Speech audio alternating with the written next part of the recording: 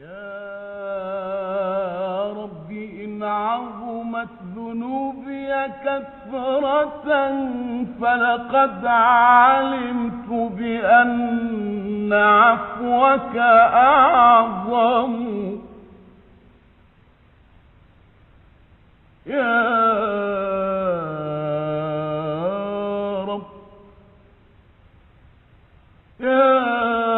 رب إن عظمت ذنوبي كثرة فلقد علمت بأن عفوك أعظم.